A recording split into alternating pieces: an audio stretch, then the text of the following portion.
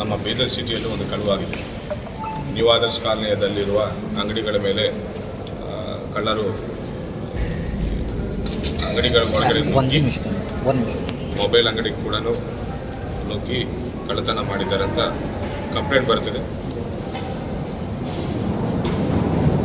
Complaint receive ಮಾಡಿಕೊಂಡು ನಮ್ಮ ಅಧಿಕಾರಿಗಳು ಹೋಗಿ ತನಿಖೆ ಮಾಡಿ ಕೆಲವು ಸುಳಿವುಗಳ ಆಧಾರದ ಮೇಲೆ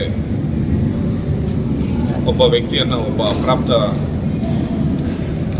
ಹುಡುಗನನ್ನು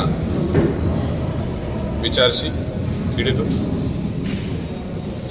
ಈ ಕಳ್ಳತನ ಕೇಸನ್ನು ಕ್ರ್ಯಾಕ್ ಮಾಡಲಾಗಿದೆ.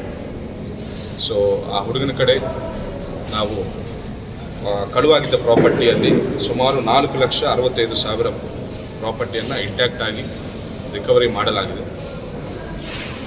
ಈ ಹುಡುಗ ಅದೇ ಶಾಪಿಗೆ ಹತ್ತಿರ ಇರುವ ಒಂದು ಮನೆಯಲ್ಲಿ ಇರ್ತಾನೆ.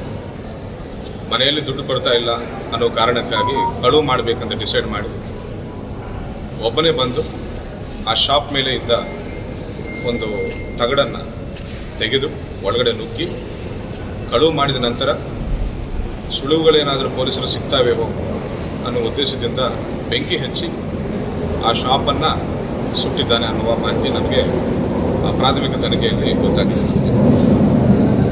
ಸೊ ಥೆಫ್ಟ್ ಕೇಸ್ ಜೊತೆ ನಾವು ಫೈರ್ ಆರ್ಸನ್ ಕೇಸ್ ಕೂಡ, ಅಂದರೆ ಬೆಂಕಿ ಹಚ್ಚಿ ಪ್ರಾಪರ್ಟಿಯನ್ನು ನಾಶ ಮಾಡಿದ್ದ ಸೆಕ್ಷನ್ನು ಕೂಡ ನಾವು ಅಳವಡಿಸ್ಕೊಂಡಿದ್ದೇವೆ ಕಂಪ್ಲೇಂಟಲ್ಲಿ.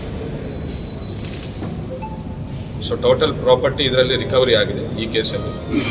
ಆರೋಪಿ ಅಪ್ರಾಪ್ತ ಹುಡುಗ ಆಗಿದ್ದರಿಂದ ಜುವೆನೈಲ್ ಜಸ್ಟಿಸ್ ಬೋರ್ಡ್ ಕಡೆ ನಾವೀಗ ಪ್ರೊಡ್ಯೂಸ್ ಮಾಡ್ತಾ ಇದ್ದೇವೆ ದಸ್ತಗಿರಿ ಮಾಡಿ. ಅದೇ ರೀತಿ ನಮ್ಮ ಔರಾದ್ ಪೊಲೀಸ್ ಸ್ಟೇಷನಲ್ಲಿ